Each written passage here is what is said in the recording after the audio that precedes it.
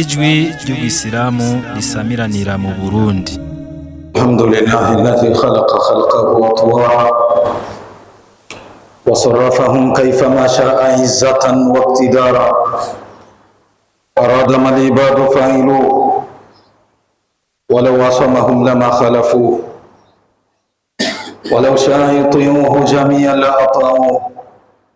Sifa kamilifu anastahiki Allah subhanahu wa ta'ala, Mola aliyotuumba kutoka kwenye awamu kwenda nyingine. Namsifu na mtukuza Allah subhanahu wa ta'ala, Allah ambaye ana utaratibu wa kubadili nyakati kwenda zingine. Lile ambalo atalitaka litakuwa, na lile ambalo halitaki Allah haliwezi kuwa. Ashhadu an la nidda lahu wa la mathil fahuwa ahlu lilwahdaniyati wal uluhiyya. Nashahidia kuwa Mwenyezi Mungu hakuna mwingine apasaye kuabudiwa kwa haki isipokuwa Allah. Nikishahidia kuwa Mtume Muhammad sallallahu alayhi wasallam nabiyul Islam wa sayyidu thaqalain, ni mtume wa Uislamu, mbora wa viumbe. Amani na salama zimiminikie Rasulullah sallallahu alayhi wasallam, yeye na alize na sahabaze na wale ambao watafuata nyayo zake mpaka siku ya mwisho. Ibadallah, usikum wa nafsi bitaqwallahi tabaraka wa ta'ala, tadarrau biha shiddatan wa rakhaa, sarraan wa dharraa, wa amuru biha awqatakum sabahan wa masaa. Waja wa Allah, nakuhusieni kumcha na kumwogopa Allah subhanahu wa ta'ala.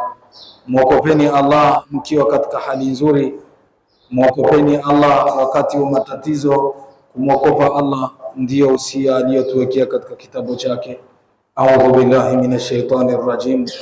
Wa laqad wasayna alladhina utul kitaba min qablikum wa iyyakum an ittaqullaha, tuliwahusia waliokuwa kabla yenu Mayahudi na Manaswara na nyie Waislamu na kuhusieni kuniogopa mimi Mola wenu.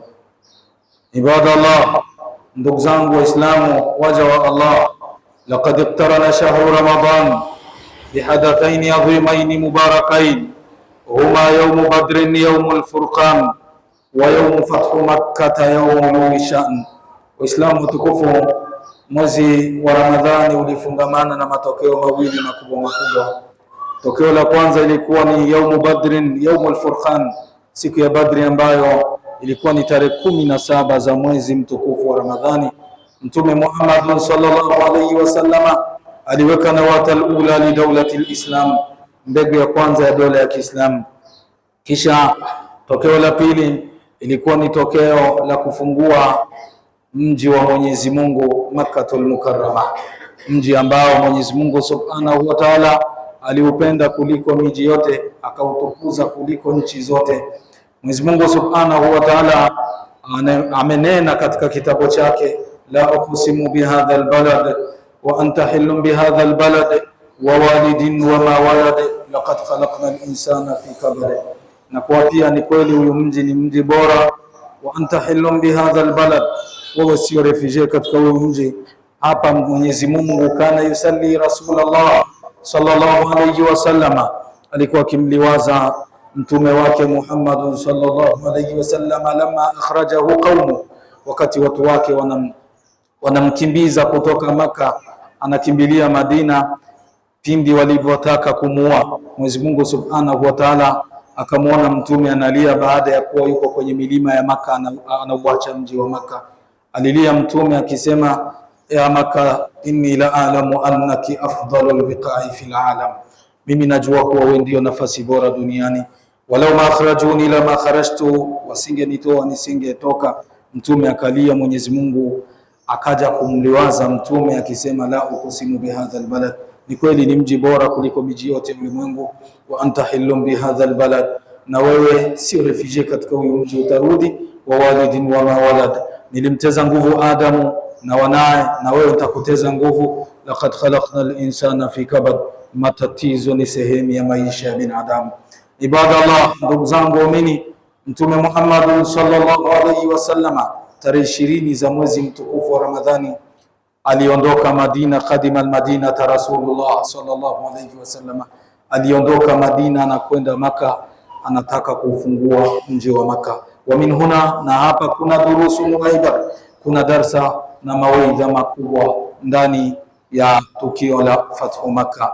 Ibadallah, ndugu zangu waumini, Mwenyezi Mungu Subhanahu wa Ta'ala alisema yale ambayo yatakaza imani zenu, yale ambayo yatajalia nyie kuwa na misimamo thabiti ni mambo matano: kusoma Qur'ani, kisha kusoma visa vya waliotangulia. Kadhalika nakusu alayka min anba'i rusul ma nuthabbitu bihi fuadaka. Mwenyezi Mungu anasema na kusimulia visa vya waliotangulia ili nikukaze kiimani. Waislamu, Mtume Muhammad sallallahu alayhi wasallam anatoka Madina anakwenda Maka. Malengo ni kujalia huyu mji ubadilike, utoke katika mila za kikafiri uwe katika mila ya Kiislamu. Ni mji bora, Mwenyezi Mungu alizungumza hivyo. Ni nafasi bora strategia, ni nafasi ambapo biashara inakubali, uchumi wa ulimwengu upo hapo. Mwenyezi Mungu Subhanahu wa Ta'ala akamjalia mtume yende kuufungua mji wa Maka. Falamma wasala makraba ala hududi Maka, wakati anafika katika mipaka ya Maka, ana jeshi ambalo lina idadi ndogo. Rasulullah sallallahu alayhi wasallam, Mtume Muhammad sallallahu alayhi wasallam ana watu 1000. Maka imejaa wanajeshi zaidi ya 10,000 na silaha zipo, uchumi upo, vingi vimepatikana katika mji wa Maka, vile ambavyo vinaweza kukwamisha zoezi la Mtume Muhammad sallallahu alayhi wasallam.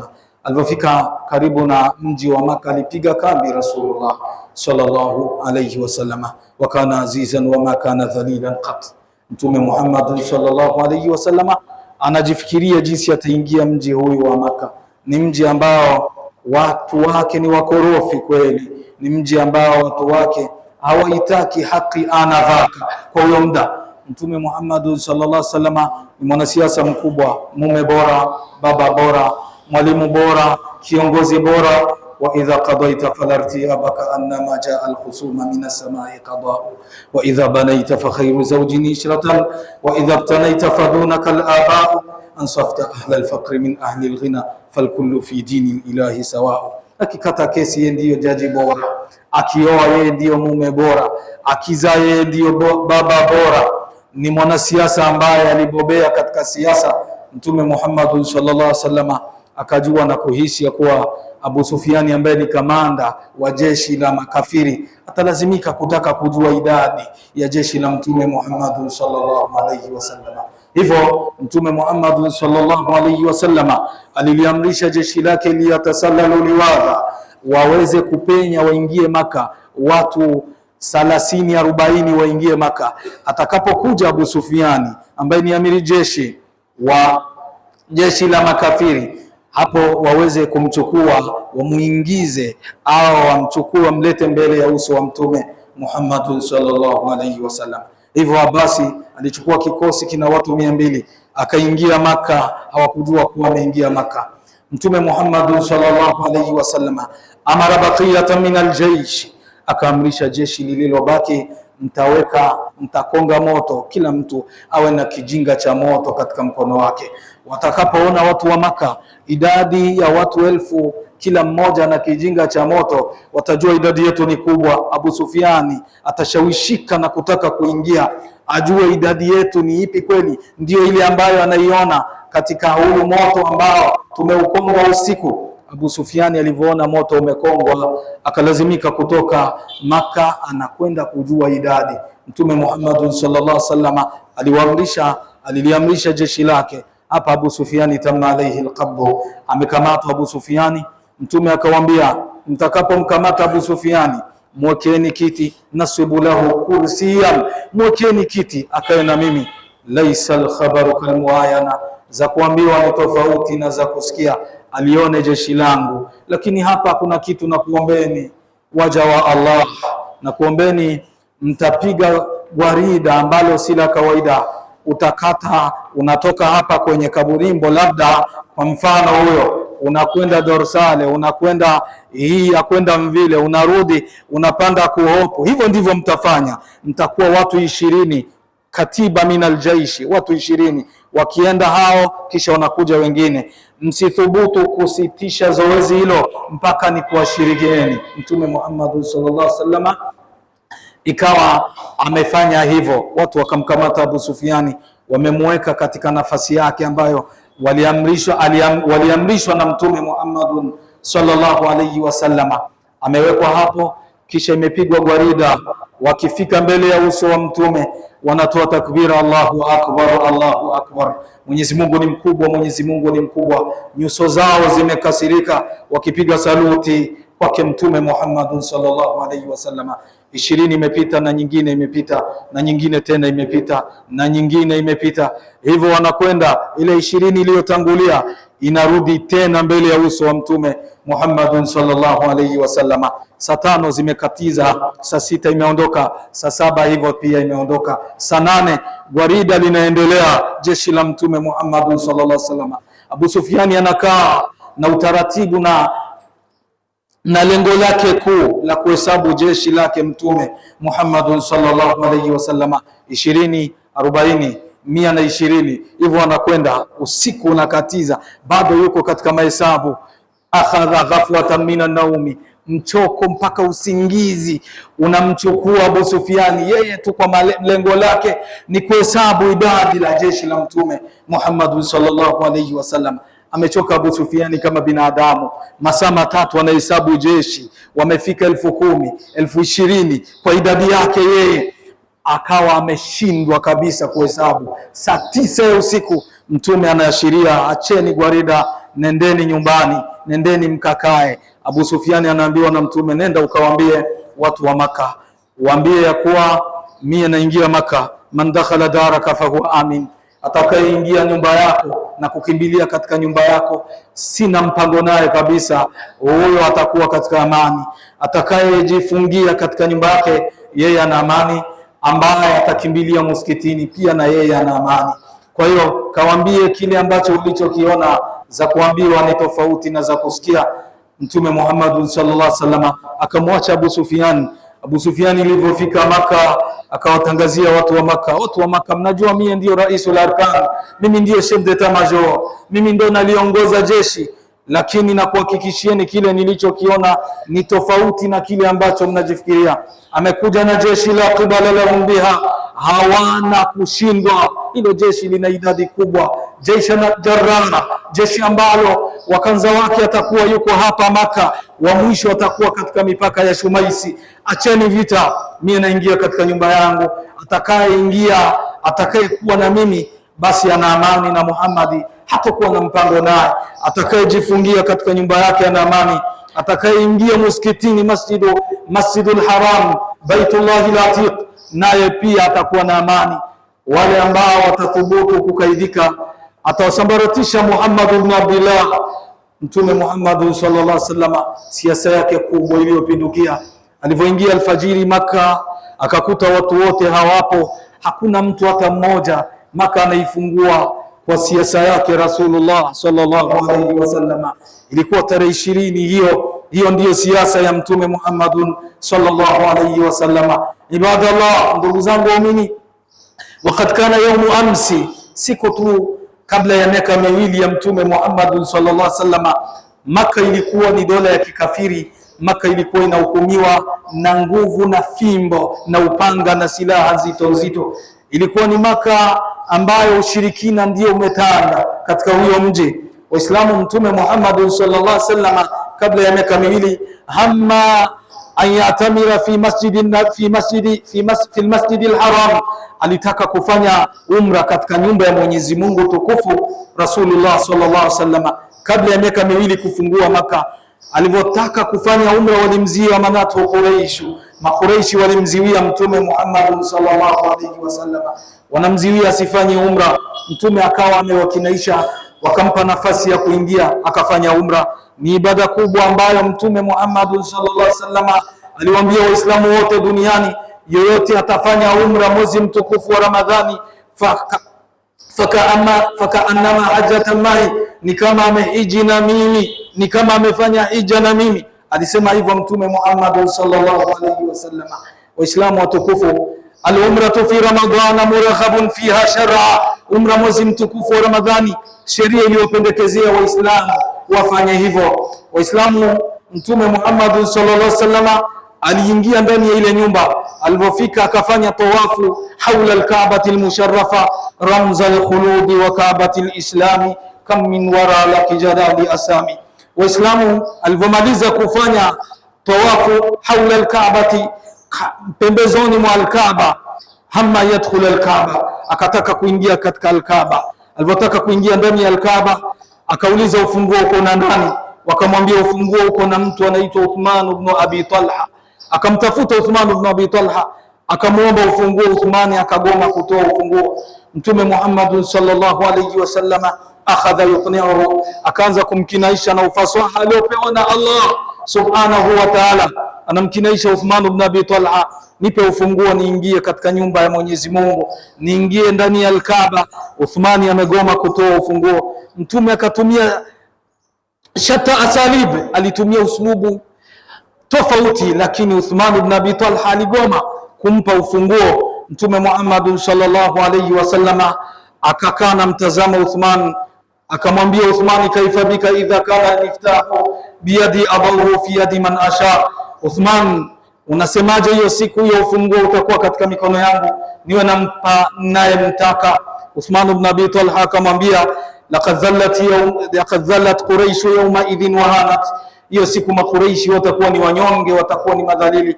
Kwa njia zipi utaupata ufunguo kama ni silaha tunazo, idadi imepindukia kwetu, jeshi ambalo ni likubwa zidi ya jeshi lako, pesa tunazo, nchi ni yetu. Kwa njia zipi utapata ufunguo wa Al-Kaaba? Mtume Muhammad sallallahu alayhi wasallama kafila rajian ila al-Madina, akarudi Madina, akakaa miaka miwili. Tarehe 20 za mwezi mtukufu wa Ramadhani mwaka wa 8 akaingia Maka. Alivyoingia Maka, kisha maliza siasa yake, hakuna mtu hata mmoja amemziwia. Alivyoingia Maka akamwambia, yetuni biswahibi, nileteeni jamaa yangu.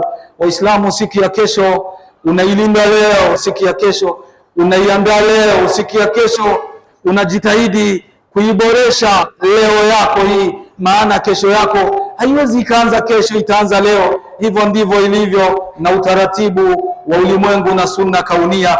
Ibadallah, Mtume Muhammad sallallahu alayhi wasallama anaambia, nileteeni jamaa yangu Uthman ibn Abi Talha. Walimleta Uthman ibn Abi Talha, walivyomfikisha mbele ya uso wa Mtume Muhammad sallallahu alayhi wasallama, wa huwa la yastati'u an yarfa tarafa nadharihi ila rasulillah sallallahu alayhi wasallama, anashindwa kuinua uso wake kumtazama rasulul umma wa sayyidu thaqalaini. Anakumbuka mazungumzo waliofanyiana na Mtume Muhammad sallallahu alayhi wasallama kabla sanataini, kabla ya miaka miwili. Aliambiwa na Mtume, kaifa bika idha kana miftahu biyadi adawru fi yadi man asha, unasemaje ufunguo ukiwa katika mkono wangu huyu niwe nampa na mkabidhi ninayemtaka huyo ufunguo ambao unaumiliki wewe? Uthmani alimkebei Mtume na kucheka cheko ambalo lisilokuwa la kawaida. Akamwambia, hiyo siku makureishi watakuwa ni wanyonge, silaha tunazo zitazungumza hiyo siku, na pia pesa tunazo, pesa zitafanya kazi, na nchi na dola tunayo. Hakuna sababu ya wewe kupata huyo ufunguo. Uthman ibn Abi Talha anakutana na Mtume baada ya kuyazungumza maneno yake kabla ya miaka miwili. Mtume Muhammad sallallahu alayhi wasallama yamuddu yadahu sharifa, anaonyosha mkono wake, nipe ufunguo. Uthmani anajitutumua kama mwanamume. Ali ibn Abi Talib anauchukua mkono wa Uthmani, anaupeleka kwenye mgongo wake, anaupandisha maumivu yalivyojaa kwa Uthmani, akachukua ufunguo akamkabidhi Rasulullah sallallahu alayhi wasallama. Alivyokabidhi kwa Mtume Muhammad sallallahu alayhi wasallama, Mtume akaingia ndani ya Al-Kaaba. Alivyoingia ndani ya Al-Kaaba, raka fiha rakataini, akasali rakaa mbili. Anamaliza kusali rakaa mbili, anatoka Mtume Muhammad sallallahu alayhi wasallama, wa huwa ala adudai babil Kaaba, anafikisha mguu wake katika kizingiti cha mlango wa Al-Kaaba. Aya inateremka, aya ambayo imeteremka tarehe 20 mwezi mtukufu wa Ramadhani, inasema, inna Allaha ya'murukum an tu'addu al-amanati ila ahliha, rejesheni amana kwa wenye nazo. Anayeamrishwa ni Mtume Muhammad sallallahu alaihi wasallam, rejesha amana kwa mwenye nayo, apewe Uthman ibn Abi Talha. Anayeamrishwa ni sayyidu thaqalaini, mbora wa viumbe. Anayeamrishwa ni kiongozi wa mitume wote. Anayeamrishwa ni Ibnu Abdillah Hashimiyu Aba Zuhriyu Umma, anayeamrishwa ni katika kabila bora duniani. Mtume Muhammad sallallahu alaihi wasallam arejeshe funguo kwa kafiri, arejeshe funguo kwa mshirikina, arejeshe funguo kwa najisi, arejeshe funguo kwa mtu ambaye hamheshimu Allah, hampendi Allah, hamtukuzi Allah, hamwabudu Allah, hamwamini Allah. Al-amanatu ibadallah laha makana fil islami, amana zina nafasi kubwa ndani ya Uislamu. Mtume anauchukua ufunguo, anampelekea Uthman ibn Abi Talha, kisha akatoa amri dunia nzima isikie. Akatoa amri kufikia Abdullah, akatoa amri mfikie Juma, akatoa amri mfikie Umar, akatoa amri iufikie ulimwengu mzima. Sikilizeni Waislamu, Mtume akawaambia khudhuha ya Bani Shaiba, chukueni yenye kabila la Bani Shaiba, kabila la huyu jamaa, chukueni. Anaweza akaondoka, lakini huyu ufunguo utakaa katika kabila la Bani Shaiba, khalidatan talida la yanzauha minkum illa zalim, utakaa milele na milele, hata thubutu kukunyanganyeni ufunguo isipokuwa atakuwa amedhulumu nafsi yake. Wa inda qiyami dawlati Saudia, wakati inasimama dola ya Saudia, aazzaha Allah, Mwenyezi Mungu subhanahu wa ta'ala alijalia Malik Abdul Aziz akawa amevunja makaburi, akawa ameharibu zile abrihata wal qubur ambazo kanu yaabuduna, walikuwa wakiabudu. Ameleta tauhidi mfalme Abdul Aziz,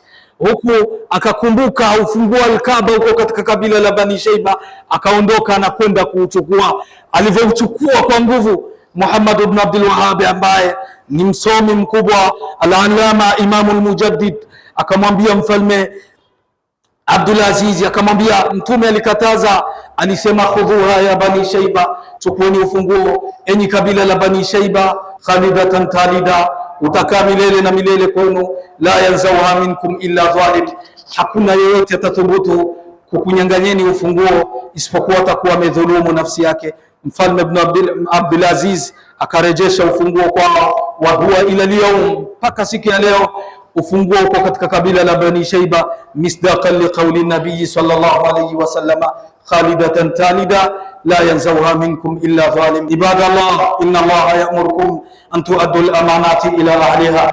Aya imeteremka kwa Mtume Muhammad sallallahu alayhi wasallam, rejesheni amana kwa wenye nazo. Al-amanatu asfighatuhuna biswighati tawkidi, inna, Mwenyezi Mungu anasisitiza rejesheni amana kwa wenye nazo. Mtume akatangaza akisema, kullu umuri aljahiliyati tahta qadamaya hadi illa al-amana fa innaha muaddatun baina al-barri wal fajir, kilichotendeka mimi sijapata utume kiko chini ya kikanyagio changu hichi, isipokuwa amana wanatekeleza, unaitekeleza kwa kafiri na sio kwa kafiri, muislamu asiyokuwa muislamu, muaminifu asiyokuwa muaminifu. Umekula pesa ya mtu utarejesha, umepora vya mtu utarejesha, umechukua cha mtu utarejesha, umejitahidi kumlaghai binadamu lazima urejeshe, hata kama hamchangii naye mila na dini na dasturi na manhaji na mfumo aliokuja nao Rasulullah sallallahu alayhi wasallama. Al-amana, amana ni sifatun min sifati al-hamida wa khullatun min al-khilal al-karima, fahiya wajibu al-muwazzaf wa ra'su mali tajir ورأس مال التاجر وسبب شهرة الصانع ومفتاح السعادة والتقدم بإذن الله. Amana ni sifa katika sifa ambazo Uislamu ulihimiza muwe nazo. Kadhalika ni tabia nzuri amana, na ni sababu ya mtu kutambulika kama ni mfanyabiashara. Waislamu watukufu, laqabat Quraysh qatibatan Rasulullah bil amin, Mtume Muhammad sallallahu alayhi wasallama, Makuraishi walimuita kuwa ni mkweli muaminifu. Faqad kana mahattu thiqatihim ajmain, ilikuwa ndio nafasi yao ya kuweka amana zao, vyao, pesa zao kwake Mtume Muhammad sallallahu alayhi wasallam. Wa man umira lilhijra hatta istakhlafa ibn ammihi Ali radhiyallahu anhu liyarudda tilka alamanati walhuquq, anaamrishwa Mtume Muhammad sallallahu alayhi wasallam, ma baina ghamdati aynin wa intibahatiha yughayyiru Allahu min halin ila hali. Mtume anaamrishwa, unatoka Maka unakimbilia Madina, watakuwa hao wana lengo libaya. Mtume Muhammad sallallahu alayhi wasallam anaondoka na kwenda Madina, anakimbizwa na makafiri. Alipofika Madina akhadhu yatahimunahu, wanamtuhumu na ndio ulimwengu. Ma ahadun min alsuni nasi salima walau anna dhaka nabiyul mutahharu, hakuna mtu aliyosalimika katika ndimi za binadamu. Ufupi ni tatizo, urefu pia ni tatizo, weusi pia ni tatizo, hata weupe pia ni tatizo. Hivyo ndivyo ulimwengu walivyo. Ukiwa umeumwa, ukiwa mwembamba anaumwa, ukinenepa anakunywa vidonge, ukifanya lako, ukila dagaa labda maisha yamegoma kabisa, ukila nyama anatutambia. Hao ndio walimwengu walivyo. Wakaanza kumtuhumu Mtume Muhammad sallallahu alaihi wasallam, amepeleka pesa zetu, amekula vyetu. Muhammad, mlikuwa mnadai kuwa na sifa nzuri. Mtume Muhammad sallallahu alaihi wasallam kana qad istakhlafa ibn ammihi Ali radhiyallahu anhu, alimwachia ndugu yake Ali ibn Abi Talib arejeshe amana kwa wenye nazo, akawarejeshea amana Makuraishi. Wameshindwa kuzungumza lile ambalo walilizungumza siku ya jana. Huyo ndio utaratibu mzuri, huyo ndio mfano mzuri kutoka kwa Mtume Muhammad sallallahu alayhi wasallam. Dhaharatil amanatu khuluqal bariza fil jil alawwal, amana ilichukua nafasi kubwa katika tabia za binadamu hapo mwanzo. Abu Amirul Mu'minin Umar yatasakau turukhatil Madina, anapita Madina, kiongozi wa Uislamu Umar. Thumma samia sauta imra'atin, akasikia sauti ya mama, tatlubu min ibnati an tadallabana bil ma'i li bay'i, anamsikia jinsi mwanamama anamuomba binti yake, ongeza maji kwenye maziwa ili tupate faida kubwa siku ya kesho. Fatadharat bi Umar, binti akamwambia mama yake. Umar akijua itakuwa ni shida, mama akamwambia aina Umaru, Umar yuko wapi? Umar anazisikia sauti jinsi zinabadilishana. Mama anamwambia Umar yuko wapi? Nani atamwambia Umar? Umar atajua vipi? Binti akajibu illam yakun Umar yarana farabbu Umar yarana, Umar kama hakutuona, Mola wa Umar anatuona. Huyu ndio uaminifu aliutaka Allah wanao ndani ya mwezi mtukufu wa Ramadhani, pindi alipozungumza rejesheni amana kwa wenye nazo. Lil amanati majalatun fasiha wa mayadinun kathira adhamuha kalimatu tawhid la ilaha illa Allah. Amana ina nyanja nyingi na nafasi nyingi. Sio pesa tu ndio amana, sio mali tu ndio amana. Kauli yako ni amana. Kalimatu tawhid la ilaha illa Allah, neno ambalo umelizoea na kulisema lililokufanya wewe kuwa Muislamu. La ilaha illa Allah Muhammadur Rasulullah ni amana kwako. Ukumbuke ya kuwa linakutazama pindi utakwenda kwa mfumo, linakutazama ukienda kwa walimu, linakutazama ukienda katika ruqya ambazo ni mazuma, si asili kabisa. Mwenyezi Mungu hakuweka mambo kama hayo. Unaweza ukajisomea kama jinsi aliweka utaratibu ndani ya kitabu chake. Ukienda kwa mtu unaitakidi ya kuwa yeye ndiyo masdaru rizquka, ndiyo sababu ya riziki yako. Kumbuka kalimatu tauhidi inakuona. Ukihisi ya kuwa watu wanaweza wakauondoa uhai wako na ni kazi ya Allah, kumbuka kalimatu tauhidi inakutazama. Atarbiyatu amanatu ibadallah, malezi ni amana. Utaulizwa mtoto unayemlea, kumbuka utaulizwa ya kuwa amelelewa Kiislamu, hivyo utaulizwa. Kumbuka hilo ni jambo ambalo lipo katika sheria ya Mwenyezi Mungu Subhanahu wa Ta'ala. Amana ina nyanja nyingi, tabia yako ni amana, utaulizwa. Mtume Muhammad sallallahu alaihi wasallam aliwaambia, wa inna aqrabakum minni manzilan yawm alqiyama ahasinukum akhlaqa, wale ambao watakuwa karibu na mimi siku ya mwisho ni wale ambao watakuwa na tabia nzuri kuliko wengine. Thumma alamu ibadallah annakum fi yawm aljum'ati sayyidil ayyam fasallu fihi wa sallimu ala sayyidil anam dhil wajhi al-anwar wal jabin al-azhar الشافي المشفع في عرصات يوم المحشر إن الله وملائكته يصلون على النبي يا أيها الذين آمنوا صلوا عليه وسلموا تسليما وارض اللهم عن الخلفاء الأربعة أبي بكر الصديق وعمر الفاروق وذي النورين عثمان وبالحسنين علي وعن ستة المبشرين سعيد وسعد وابن عوف وطلحة وعامر فهر وزبير الممدح. اللهم اعز الإسلام والمسلمين وذل الشرك والمشركين ودمر أعداءك أعداء الدين. اللهم ول أمورنا خيارنا ولا تولي أمورنا شرارنا وأصلح اللهم فساد قلوبنا واشف بقدرتك أمراضنا وارحم برحمتك أمواتنا وارحمنا اللهم إذا سرنا إلى ما صاروا إليه وارحمنا اللهم إذا صرنا إلى ما صاروا إليه، وارحمنا اللهم إذا صرنا إلى ما صاروا إليه. آمين آمين آمين.